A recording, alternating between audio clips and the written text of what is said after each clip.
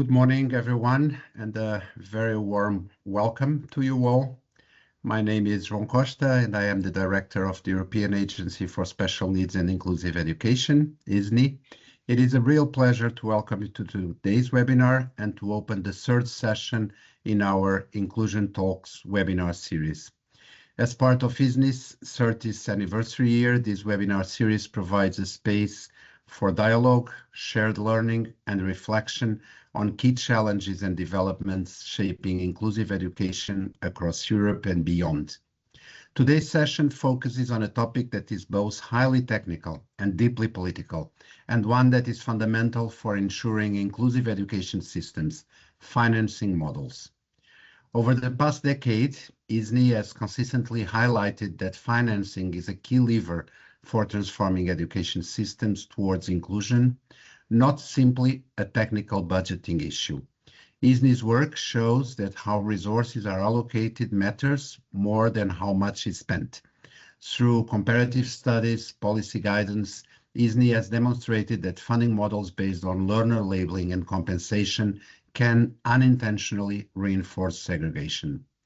In response, our framework Financing Policies for Inclusive Education Systems reframed financing as a system-level mechanism to support prevention, whole school development, and early intervention linked to a three-level framework of support.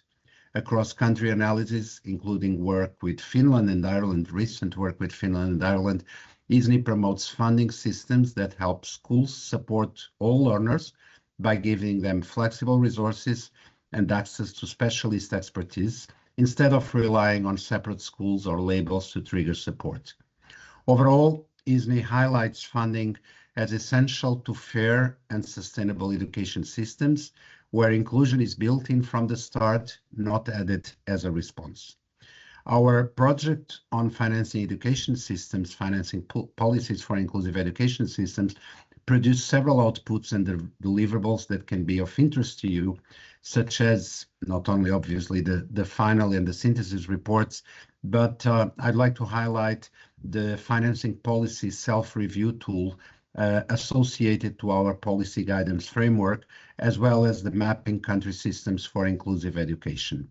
Last week, we launched, in the context of our 30th anniversary, our 10 pillars for shaping the future of inclusive education, including, as one of the pillars, the financing and resource allocation.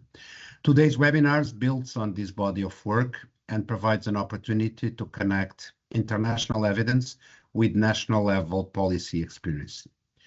Before we begin, just a few practical points. This webinar is being recorded, and the recording will be shared on EASNIE's website after the session. I encourage all the participants to engage with today's discussion. You can submit questions at any time using the Q&A box, and we will address as many questions as possible during the discussion and in the final Q&A session. I am very delighted to be joined today by two speakers who bring highly complementary perspectives to this discussion. First, we'll hear from Paulo Santiago, Head of the Policy Advice and Implementation Division, Director for Education and Skills at the OECD. Paulo Santiago has taken a leading role in providing evidence-based advice on education policy to OECD member and partner countries. His work spans a wide range of areas. It's almost impossible to cover all of them, including equity in education, with a great policy forum that took place in the last 2 days in Paris, evaluation and assessment, use of resources in school education, and importantly for today's discussion, education funding. Following this, we'll be joined by Brendan Doody, Principal Officer in the Department of Education and Youth in Ireland. Brendan Doody is responsible for special education policy development and previously served as Assistant Chief Inspector with responsibility for inclusion. He also represents Ireland on EASNIE's representative board, bringing valuable system-level and practitioner-informed insights into how financing decisions play out in practice. Thank you both very much for joining us, for making this webinar a really enriching moment for all of us.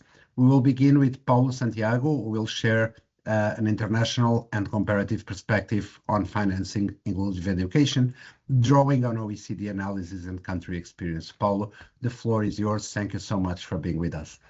Thank you very much, João. I'm hoping that the presentation is on your screens by now. And first of all, thank you so much to the agency for this invitation. We are delighted to have opportunities to work with the agency. And of course, they are a privileged partner in the area of inclusive education. And as João already mentioned, we had the pleasure of having him in our policy forum on inclusion, which focused on special needs education, and great pleasure to engage in this collaboration. Let me start by saying that what I'm going to be presenting is very much a framework in terms of resourcing and financing for equity and inclusion in education. It's not going to be my opinion, it's very much a perspective that is based on projects we have conducted on equity and inclusion, but also on funding for school education. So I will start by providing some context and to tell you things that you're probably aware of, but it's important to set this context. We all know that the overall level of funding in a school system matters, but we also know that beyond a certain threshold, what matters is really how we allocate and where we allocate, and particularly if we're able to allocate resources and funding where it makes more of a difference. So the allocation mechanisms play a crucial role to achieve quality, efficiency, and equity objectives in school education. We also know that we are facing a particular difficult fiscal environment, and the scrutiny on public spending is increasing.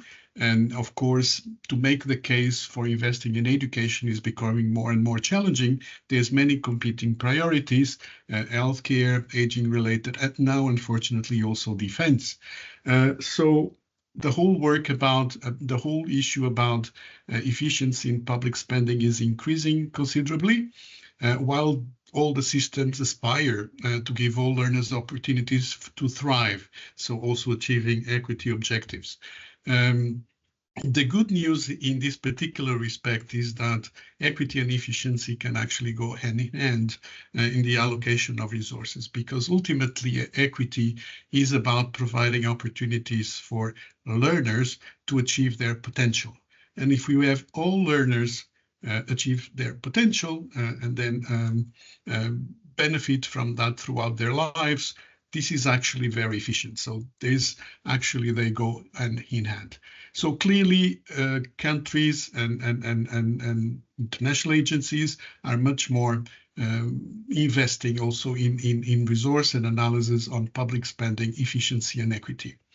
But here, our main topic is really funding and resourcing for equity and inclusion.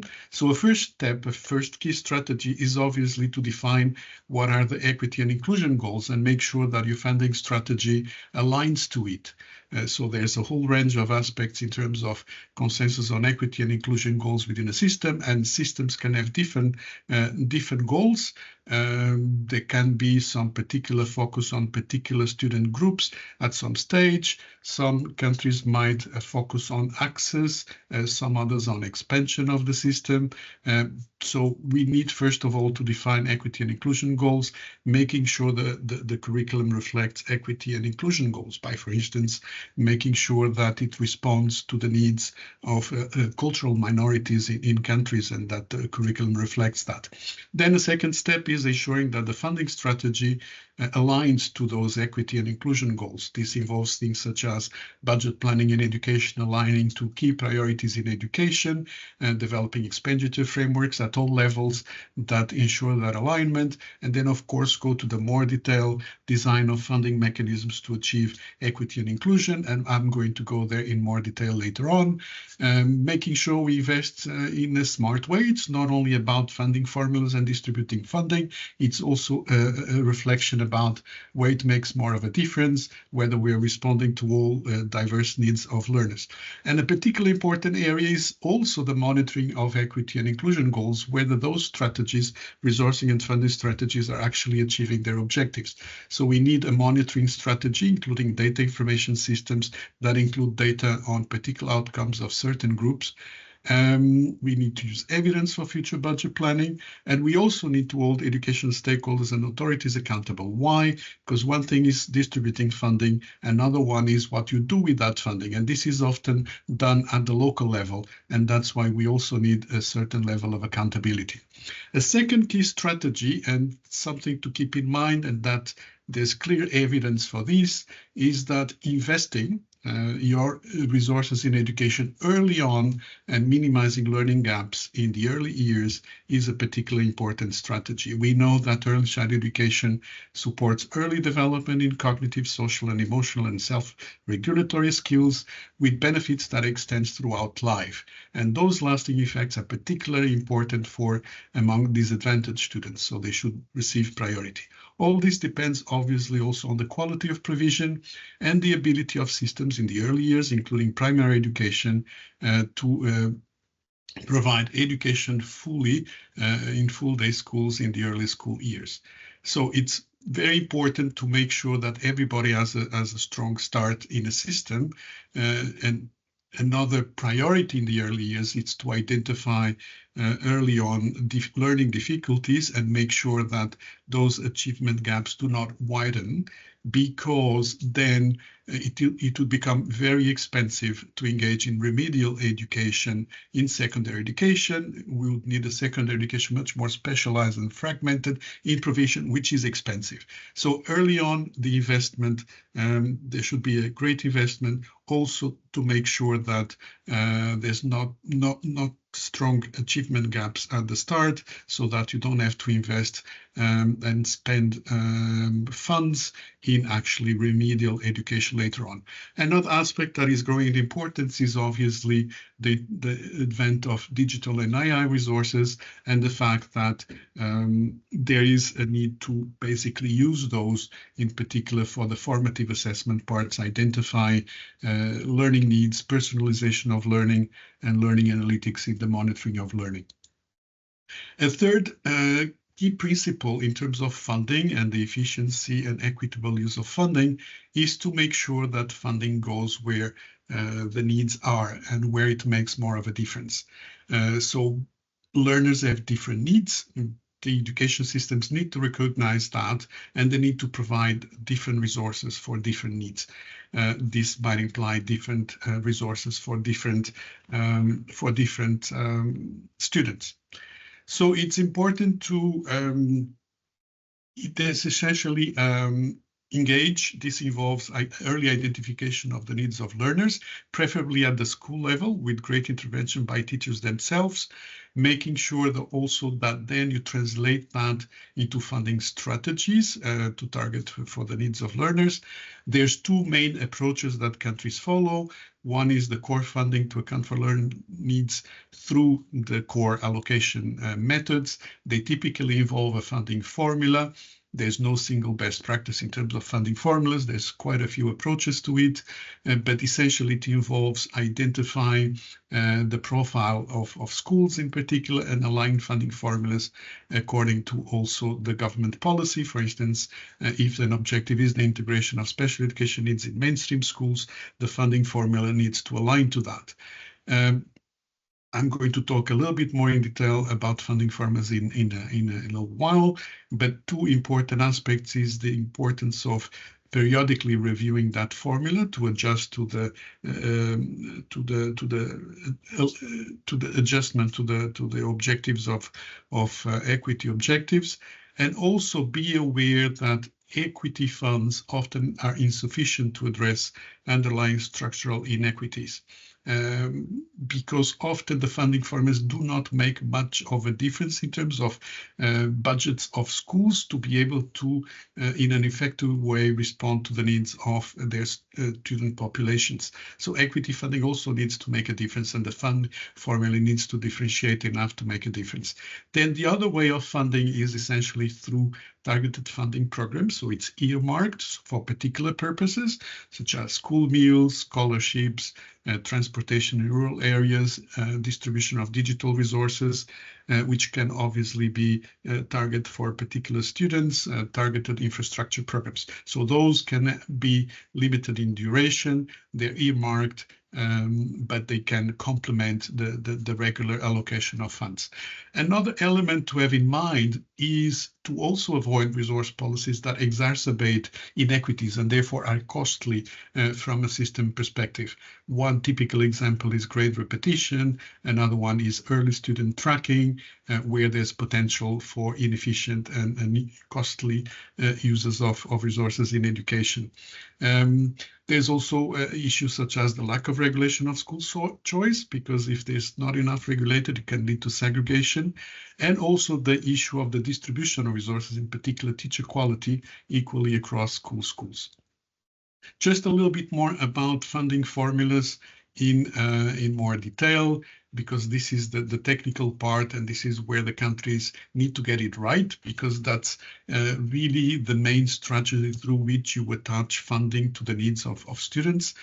So countries typically approach it by associating funding formulas at level of specific students, at the level of schools, and the areas in which the schools are located, and characteristics around those. So typically, funding formulas involve different criteria. So there's weights depending on particular characteristics of schools and students and the area in which the schools are located.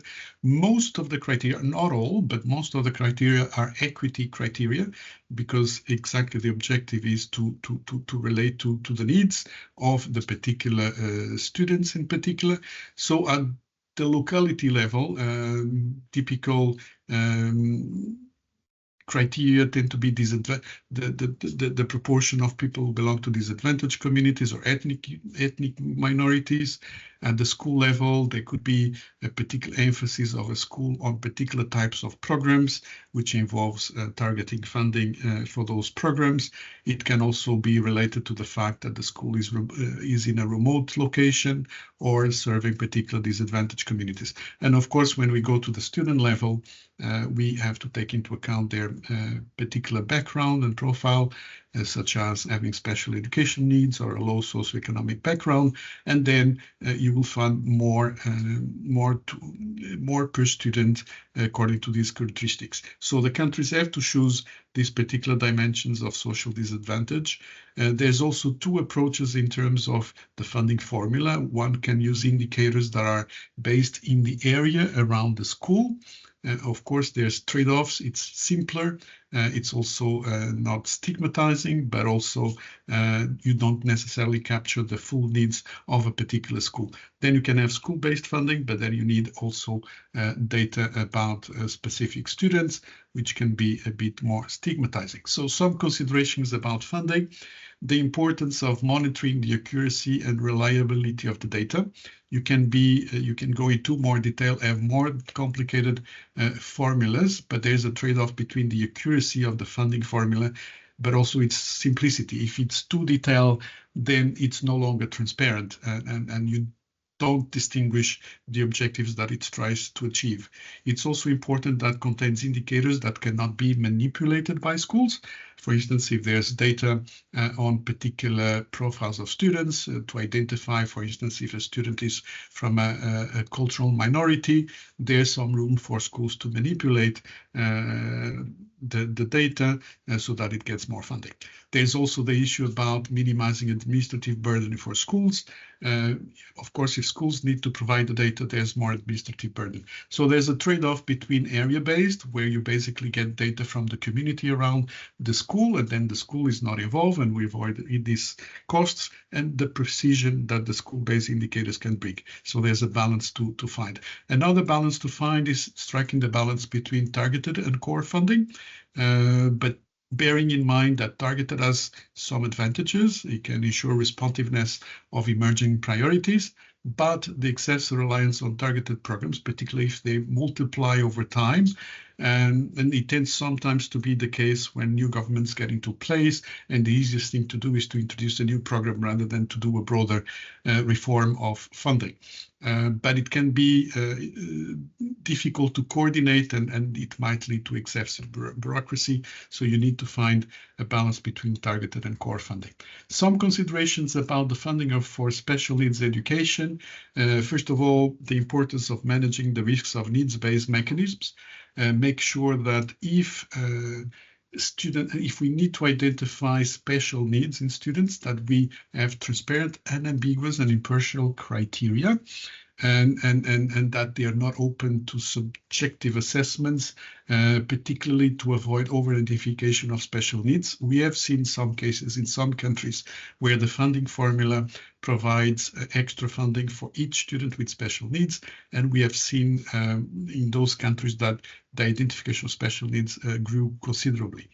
Another aspect is to consider in the funding formulas is the negative impact of student labeling, the stigma it provokes. So a potential approach could be targeted funding for more severe special education needs, while at the same time provide baseline funding for special needs through a census-based funding without having to identify particular needs of a student.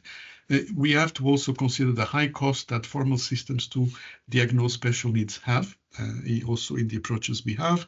And an important also consideration, an issue for countries, is the cost and resourcing of mainstreaming versus segregated settings. We know that the expenditure per student is typically higher in segregating settings, so mainstreaming provides opportunities for efficiencies. We also know that it's important to consider the cost effectiveness of alternative use of resources between, in this case, mainstream and segregated, and there's some evidence of better learning outcomes in mainstream settings to consider here. So a possibility would be to move progressively to well-funded mainstream systems, but of course this requires multidisciplinary support, additional capacity in mainstream systems. And a complementary policy is also the pooling of resources, very typical resource centers, and in many countries, special schools have been transformed in resource centers. Another key strategy, particularly when the students go through the system and they are now in secondary education, is to make sure that by the time they reach secondary education, we have the right offer in the right places for them. So the ability to respond and accommodate the diverse achievement and the career interests. This involves the diversity of education offers, in particular in terms of strengths of upper secondary education. It's very much an inclusion lens where essentially what we're seeking is to make sure the system adapts to the different needs of the students rather than the other way around, that the students need to fit somewhere in the system. So it's more the system that needs to adapt. So this involves also considerable work in terms of making transitions effective, allowing for bridging across strands in upper secondary education, a strong vocational sector, addressing the information gap of disadvantaged populations. So very important to invest in career guidance. So it's essentially another key strategy. And finally, the final strategy is obviously to invest in the capacity of local actors, in particular teachers. We know quality teaching is the most important within school factor affecting learning, and therefore that's also where investment should be going. These would benefit from local level decision making, more autonomy to basically respond to needs at the local level, including student needs. But of course, we should bear in mind that there are some prerequisites for this to work, in particular the need for capacity at the local level, some accountability also, and resources that are differentiated enough so that all schools, including those in disadvantaged areas, to actually be responsive to the needs of the learners. This requires also great investment. It's a very good investment to invest in leadership in schools, because they are the best link between system level policy and actually the intended impact of the policies in the schools. Investment, of course, in teacher capacity to manage diverse classrooms and extra compensation for working in disadvantaged schools. That's a very important policy in terms of inclusion. And Similarly, parent-teacher communication, parental engagement, particularly for inclusion objectives for particular populations such as migrant populations. And finally, the growing importance of creating a school climate that favors learning and well-being. Also because we want to move really from inclusion to a sense of belonging among students, and a part of it is creating the school climate that favors it. Finally, just to conclude, some key messages. First of all, invest in early learning. That's where it makes more of a difference and has the very sustained impact throughout adulthood. Also minimize the learning gaps in the early years to avoid high costs later for remediation. Invest where it makes more of a difference. Realize the potential of all learners and respond to the diverse needs of learners, making sure that you consider inclusion, sense of belonging, the well-being of students. And a final message, to also consider in particular the economic and social cost of education failure and exclusion beyond the education system itself, that is throughout the lives of individuals, because education failure and exclusion has a very strong cost later on for societies overall. So it's important also that we move to a situation where education policies take into account the long-term economic and social outcomes of education and not only the immediate outputs. And this is particularly important in terms of failure and exclusion. So thank you very much for your attention. Looking forward to the discussion, and just pointing out, and I believe it will be distributed to you, the two main references that I used for this particular presentation. Thank you very much for your attention. Thank you very much for this really insightful overview with all the focus that you put on stress on allocation systems, on the cost efficiency issue, on the role of prevention. That's something that we have been highlighting a lot, that the more you fund early intervention and prevention, the less we need to spend on compensation measures and remediation, and many times the system is upside down. And so there is a lot of food for thought, and I would like to remind all the participants that you can pose your questions in the Q&A box, and that we will address them after the two interventions. So thank you so much, Paulo. Let me now turn to Brendan Doody, who will reflect on these issues from a national policy perspective, drawing on Ireland's experience on his work in special and inclusive education policy, and also in the work that Ireland, together with Finland, developed in the last couple of years in a project supported by EASNIE under the technical support instrument framework of the European Commission. Brendan, over to you, and thank you so much for your participation. Thank you, João, and good morning, everybody. And I suppose the first thing I want to say is to pick up on a point that you made last week in Brussels, and I know it was a sort of a throwaway remark, but it was one that struck me from a funding perspective. If you want to be the best minister for education, be a minister for education in a government without a minister for finance, because it really encapsulated for me the extent of the challenge in relation to financing. So, as João said, I'm on the policy side, so I'm not on the finance side in our ministry, in our Department of Education. But I think from the perspective of development of policy in special education and in inclusive education, everything costs money. So there's a reality to all of the work that I do in terms of the progressive realization of an inclusive model of education, the funding streams, the mechanisms, everything that Paulo has just referenced there. There's ultimately a political element to all of this, and a prioritization element to all of this. Had I a magic wand and could wave it, we would do so many things that are simply not possible without the funding being available in the first instance. So I just want to, any colleagues who are on the call from different ministries across Europe, you'll be well used to the engagement with various government departments, particularly the Ministry for Finance, in relation to trying to convince them around interventions, measures that we're trying to progress in our system. So taking Paulo's excellent presentation All I can give you this morning, colleagues, is just a flavour of the Irish situation. We are not a perfect system. We're far from it. We've lots of challenges in our system. I think everybody would know that and accept that. But we do recognise the need for us to engage in a process to realise a more inclusive model of education. And there's a lot of work going on in that space.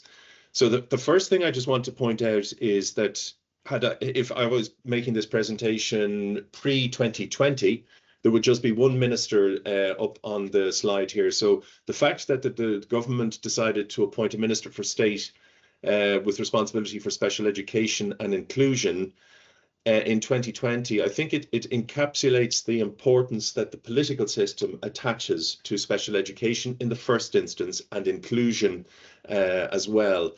And I think it sort of is a recognition of the need for a very particular focus at political level on the issues that relate to special education in the broader sense.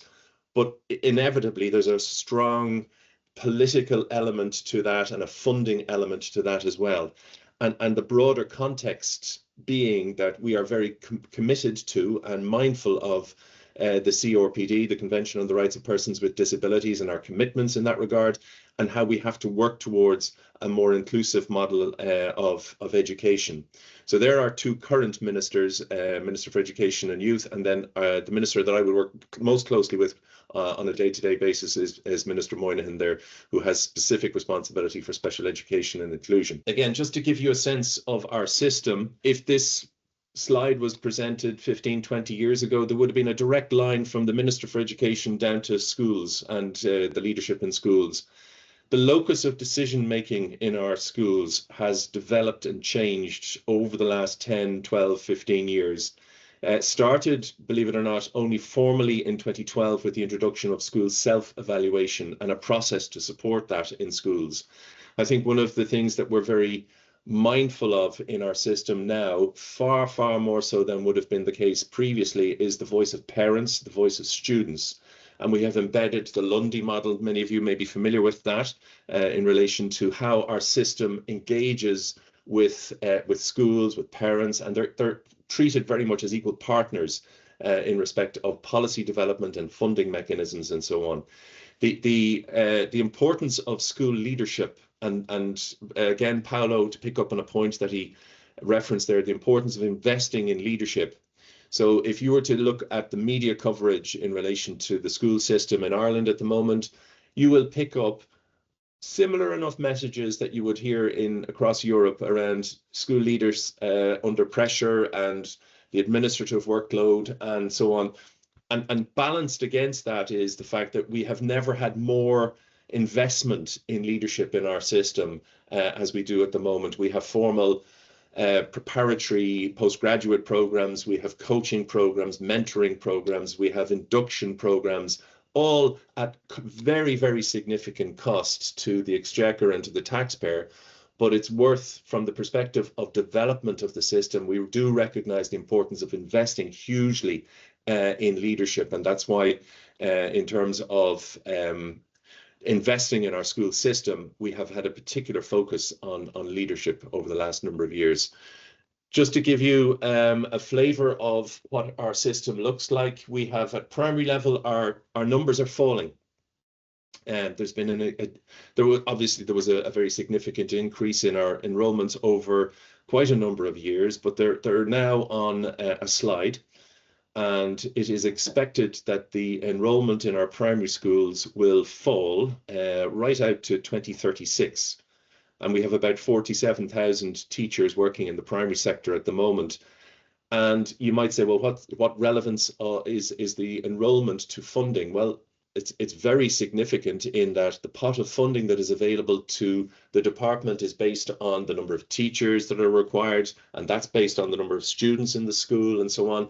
So, you know, in terms of engagement with the Ministry for Finance, they will have an eye to what's happening into the long term with your school system. Do you need as many teachers into the future, and so on? And from a policy perspective, obviously, our argument would be absolutely and more.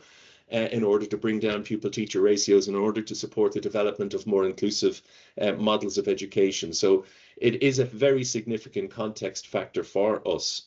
The flip of that is the post-primary, where enrollments are up at 425,000 and are continuing to increase. The bubble that came through the primary sector over the last number of years is hitting the post-primary and peaking this year, believe it or not, in 25-26. The 24,000 teachers in the post-primary system. And again, that perspective of how many teachers will be required in the post-primary system into the future, how many teachers will be required to support inclusion in the post-primary sector. These are all very live issues in our system at the moment. That's a very sort of bold statistic or set of statistics there for you. One of the things that jumps out when people look at our system is the number of schools. We're a very small country. We have a population of about 5.3 or 4 million. 960,000, 970,000 students in our school system, and we have almost 4,000 schools, which is a very, very significant number and far more than you might expect. And again, in terms of funding, that is a very significant challenge for our system. We have a huge proliferation of small schools, particularly at primary school level. A very, very large number of our schools have 4 teachers or fewer. And there's historical reasons for that, cultural reasons for that, and a sort of a sense that every little parish needs its primary school. And if we were, for example, we don't, because it's not politically possible, but you know, if you were to start a system from scratch, you probably wouldn't have as many small schools as we do, but that's the reality that we face at the moment. We're also very proud of the fact, I think, that about 94% of all our students complete secondary education, post-primary education, and a hugely important statistic is the percentage that go on to further and higher education. Now, a very significant chunk of those go on to further education. There are discussions, however, now in our system about the numbers going on. Is it too high? Are there too many people going to further and higher education? We need plumbers, we need mechanics, we need carpenters and so on. And maybe there's a sense that we need to have far more of those people working in our system into the future. How does the school system support that is a very significant question as well. You can get a sense there of the trajectory for special education. And I'm very conscious of the fact that I'm talking about special education, but we're very clear that the investment, as you can see, very significant increased investment, a 48% increase since 2021. That's a massive level of increase.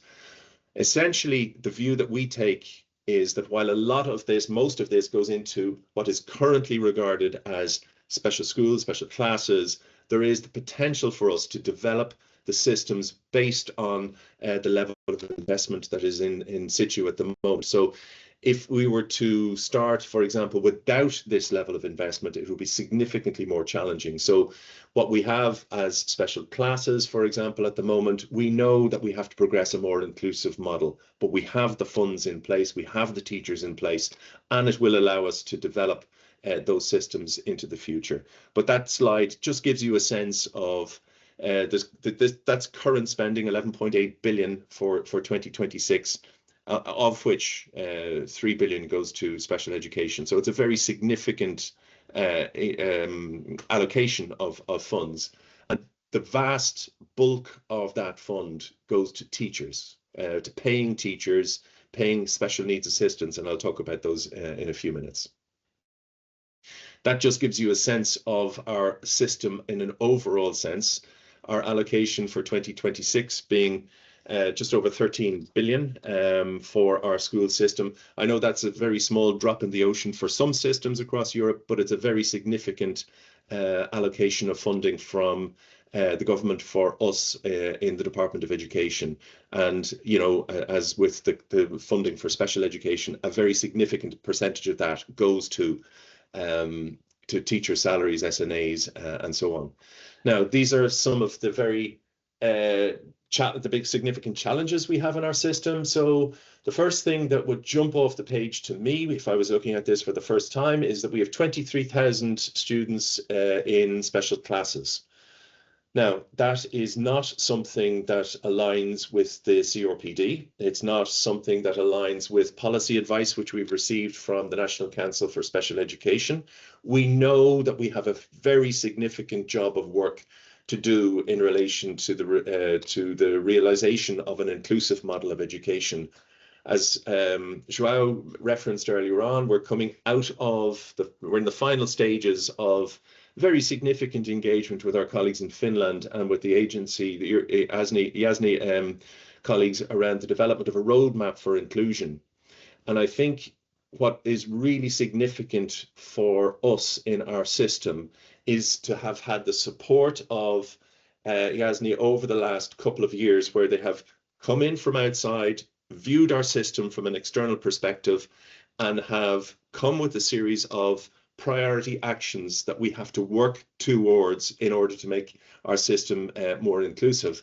And the really positive thing from our perspective is what has been found from the external perspective is really very much shared by an internal process that has been concluded in the last couple of years, again, which was a review of our legislation, where thousands, literally thousands of people who were consulted, the views that they expressed very much aligned. So we have great, I think, a momentum now behind the whole drive for a more inclusive education system. It is going to cost a hell of a lot of money. We know that, because it requires all sorts of system level supports, as Paulo has referenced. But we know we have to do it. And I think from our perspective, the first and most important thing that we have to do is the last bullet point there, which is to build stakeholder consensus and a shared vision for our system. Because we currently, while we have huge debate in our system about inclusive education and what needs to happen, in fact, actually, there are different and divergent views as to what inclusion actually means. So we know that once we can get stakeholder consensus around what constitutes a shared vision for inclusion, we will have the capacity then to work towards that. But as I said, it has very significant implications for our financing models and so on.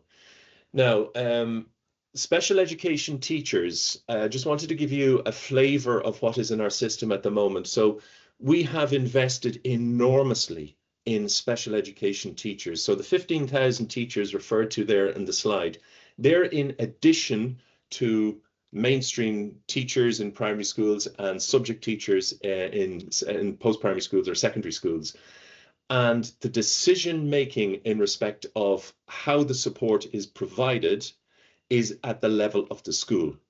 And this is in mainstream education, that the expectation is that schools identify the needs using a framework that is provided to them, and that they meet the needs of those children. It's school-led, in other words, and it's needs-based. And it's based on a very important principle that the child with the greatest level of need receives the greatest level of support. We have a quality assurance mechanism, which is provided through a self-evaluation process and the work of the inspectors, which is an external process, which focuses on inclusion and the extent to which schools support the well-being and inclusion of their students. Referencing or just picking up a point that Paulo made, the special education teachers, how do we distribute them to our 4,000 schools? Well, it's based on the profile of those schools with three components: the enrollment in the school, the level of disadvantage in the school, and the literacy and numeracy outcomes in the school. So you could have, for example, two large post-primary schools, each with 1,200 students. One may have an additional 10, 12, 14 teachers to support students with additional needs, whereas another might only have 6 or 7, but it's based on the profile of the needs. Now, does that make every school in the country happy? Absolutely not. Every school operates from the default position that they want more, and that's fine. I mean, that's to be expected. But the level of investment in special education teachers is such that, based on an assumption that about 25% of your school population will require some level of support, we have, for every 16 teachers in mainstream schools, for every 16 students, I should say, with special education needs, there's a special education teacher. They're not all obviously in the right places because it depends on the allocation model and so on. So there's a job of work for us to ensure that the schools with the greatest level of identified need have those greatest level of supports.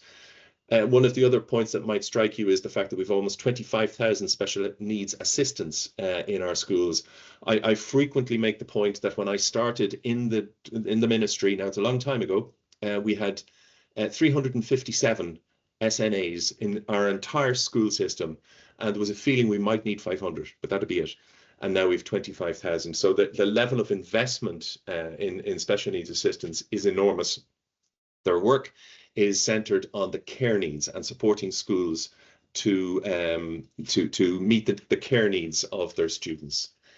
I will just mention one or two things very, very quickly, just to give you a sense of the additional pieces that are in place to support students with special education needs or additional needs. We have an assistive technology mechanism, a grant, and I'm pleased to say that this was diagnosis based. In other words, you had to have a diagnosis to get your assistive technology, and we are moving to a needs based, a bit like our special education teacher system. It's a work in progress, but in the near future, we will have removed the requirement for a diagnosis to get assistive technology, and that would be things like laptops and whatever technology is required at the level of the school. This measure here, home tuition, is one that obviously we would prefer not to have, if truth be told, because it means there are some children out of school. It is intended as a short-term provision, as is referenced here on the screen, for children sometimes who are awaiting a school placement. But you might notice on the column there in the far left, there is a significant number of young people in our schools, our system, out of school arising from mental health difficulties. So we provide grants to the parents to have some level of engagement for their children while they're out. This is a very significant measure in our system. It's very recent, and it's the development and implementation of an education therapy service. We have had therapy services available in some special schools historically, but this service is designed to, over time, be available to mainstream schools as well. You'll see the funding allocation for 2025 is very low, 3 million, and further 16 million for 2026. That's only going to go one way. The level of support required for our education therapy service is going to be very, very significant over time, and it will enable therapists. I regard it, to be honest, as a sort of a game changer, because it is the therapy services and the education services working hand in glove to meet the needs, to identify and meet the needs of their students. Additionally, we have our National Educational Psychological Service. We have 225, I think it is, yes, up on the screen, 225 full-time equivalent posts, nowhere near enough. We want to build and build and build our psychological services in order to support schools and teachers and students as effectively as possible. And we have 2 new pilots, which are very small scale at the moment, but certainly worth referencing. A counselling pilot, one-to-one counselling and wellbeing practitioners providing that. And the other is called NYART, which is the Irish language word for strength, and it's a post-primary mental health program. So these are all measures that are in our school system that weren't in our school system a number of years ago, are definitely going to cost the state a lot of money, but from the perspective of the progressive realization of an inclusive model of education, certainly regarded as being necessary and well worthwhile. I will fly through this very, very quickly because most of you will be aware of, and I think would agree, that we absolutely regard the availability of a competent and confident teacher workforce as being key and critical to pretty much everything. If we don't have that confidence in among our teacher workforce to deliver in a more inclusive manner, it is going to be a very significant challenge. So you can look at the detail of these slides yourselves in time when you get them, but we are investing very significantly. But we do recognize we need to do an awful lot more. And most of our programs that are currently available will require recalibration at the very least, in order to look through that lens of inclusion that we want our system to adopt into the future. We also need to ramp up the level of specialists training in our system. We do recognize that at the moment. We have about 340 funded places for teachers on postgraduate special education needs programs, and we're looking to build and build and build all the time. So I will finish with that, just conscious of my time. As you will all have in your systems, you will have a range of supports in your schools, guidelines, guidance documents, and so on. And we have published, there's just a snapshot of some of the ones that we've published in recent years. It's very good to have a guideline and it published and out in the school system, but far more important than just that, I suppose, is the need to have sustained support for schools so that they can embed the key messages that are available in those documents. So, Gormagwif, which is the Irish language, again, for thank you. And as Paulo, I'm very happy to take any questions you may have. Thank you.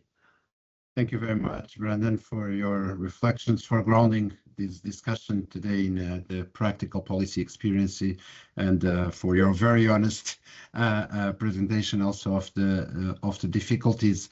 The world is changing a lot, not necessarily for good, and this puts a lot of burden on the funding systems for what should be fundamental, and sometimes is secondarized in the priorities that countries are establishing. I have a couple of questions from the Q&A and also from other sources. Maybe I will group them, and then I will give you the floor in the same order to address them, although some are actually more specific for Brendan. But one question that I'd like to pose to the two of you. Paulo made this very important point about raising awareness of the cost of exclusion, and you, Brendan, talked about the need to build a consensus on what we're talking about when we talk about inclusive education, and that's something that we at EASNIE emphasize a lot: the need to clarify concepts. So my question would be whether having more data on the cost of exclusion would help building this consensus, but these data are a bit counterfactual. It's if we don't do now, this is the cost in the future. So how exactly can we measure this? I had actually from our Dutch colleague who also posed a question, the representative Barbara Janssens, a very nice example of how the Netherlands in Amsterdam tried this exercise of getting the cost of exclusion. A bit related to this, but not entirely. Paulo made the point on the risk of labeling as the source for identifying needs, with what this can cause in terms of overdiagnosis, stigmatization, and also a bit of a failure because there's so much intersectionality that labeling forces to put learners in boxes that may not be real.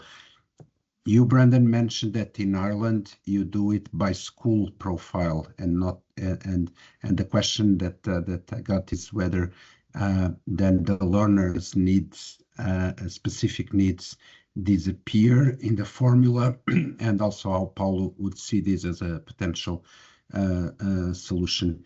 Then I have a question from Peter Hick for Brendan. If you can share a bit more about your engagement with the Finnish approach in the TSI project, how it went, and also a very specific question from Barbara to Brendan as well on how the special education need, if the special education need teachers and assistants are part of the school team or temporary and external, so in terms of the allocation of resources. And very finally, that's one question from me. I was connecting this webinar with the two previous ones in which Professor Gordon Porter shared with us on the role of special education teachers, more work with the colleagues rather than direct work with the children. And in the previous webinar on teachers, we heard Ekaterina Fimenko from the European Trade Unions Committee talking about this balance between what is more efficient, class size reduction, or more support teachers. This has impact on the funds. So any reflections from you? I know it's a lot of questions, so pick your favorite, and I'm sure we'll have the opportunity to engage with our participants even in the follow-up of this webinar. So start with you, Paulo. Thank you, João, and I'll try to be brief. I mean, the first question you asked about the cost of failure and exclusion, of course, ideally should be assessed throughout the lives of individuals, because the impact tends to be more further down the lives of individuals. The difficulty there is, of course, that those outcomes, the economic and social outcomes for society in general, depend on many other things. So actually, technically speaking, to identify the cost is more difficult.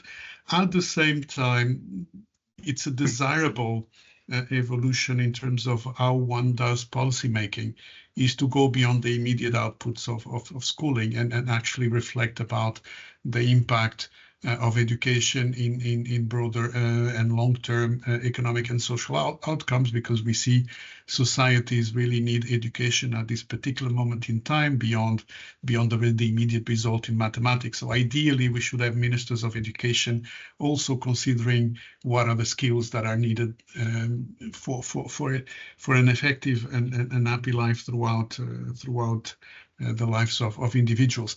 Technically, it's more difficult in terms of assessing cost, and of course the political cycle doesn't help either, because ministers tend to want immediate results. At the same time, one can immediately actually look at the impact of exclusion within the education system itself.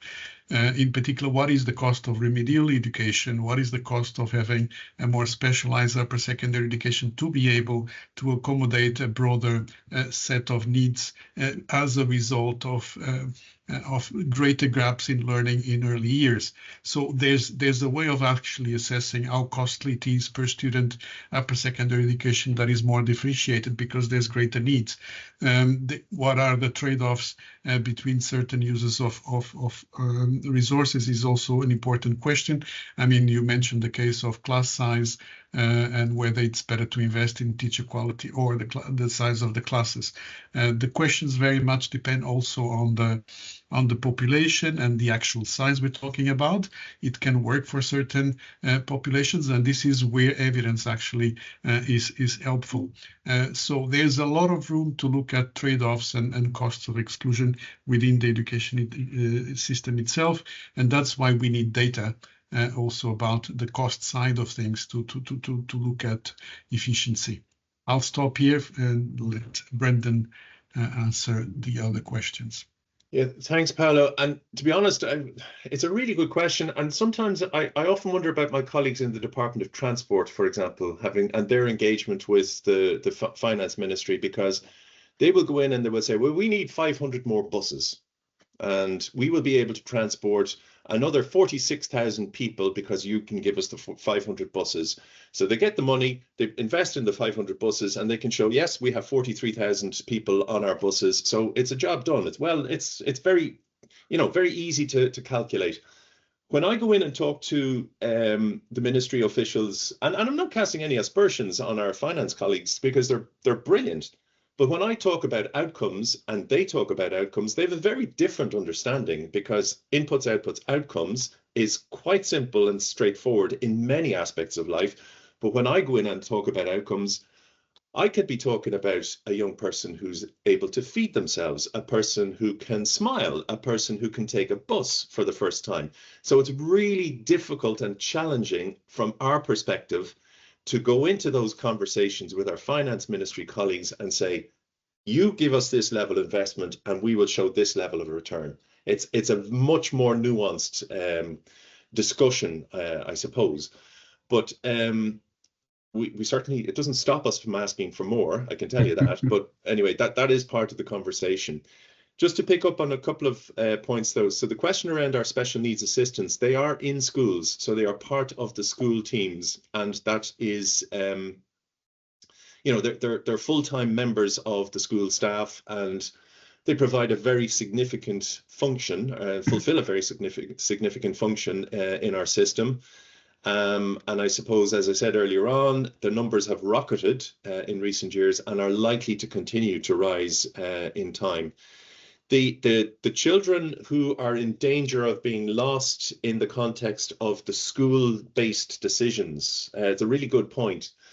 I think what we have is a system where in most post-primary schools now, we also have special classes for children with more complex needs. Now, ideally, again, over time, we would like to progress that to a more inclusive model. But I think we're confident enough that the students with the most complex needs are picked up and are identified, and additional provision is made available in the school system for those children. The point around the engagement with the Finnish colleagues, it was really hugely beneficial from our perspective, and I'd hope that the Finnish colleagues would feel likewise. We weren't aware that the Finnish system or the Finnish colleagues were applying for TSI support at the same time as us, and we were brought together, and systems could learn, synergies between systems and so on. So we had the huge benefit of visiting some schools in Finland to see how they operated, the different models that they have in place, and so on. So any time one system engages with another, I think it's to be supported and it's beneficial. But all of that said, it is really important for us, I think, to accept that there's never a question of saying it works there, so we'll take it and apply it in our system. It's never as simple as that. So we have to work through the process of developing the best response for our system in our context, with our financing arrangements, and so on. But I would be a very significant supporter and advocate of that process. If any of you on the call are thinking about engaging with it, it is hugely beneficial. It is hugely, it sort of challenges your thinking, and I think that is one of the key benefits of it.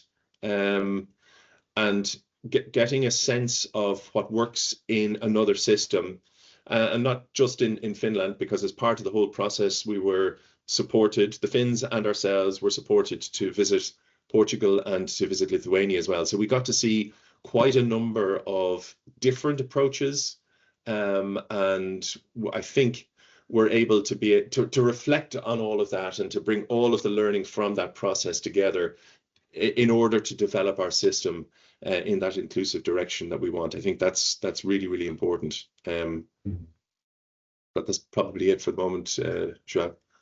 Thank you, Brendan. We are a bit over time, but I will just ask two more questions that are appearing in our Q&A, asking you for very concise answers. One for Paulo is coming from Louise Brown, is whether you can, based on OECD data, I'm sure, give us any example of a good correlation between a good school funding formula and a system with good national outcomes.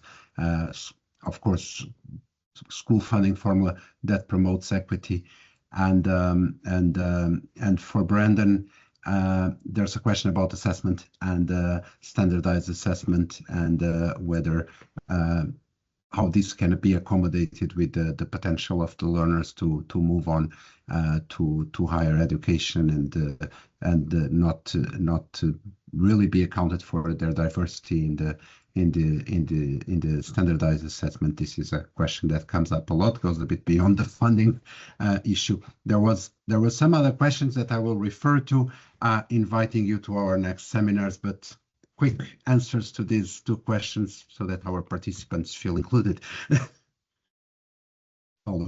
It's not an easy question because there's really no studies in terms of the links between a particular funding formula and the learning outcomes.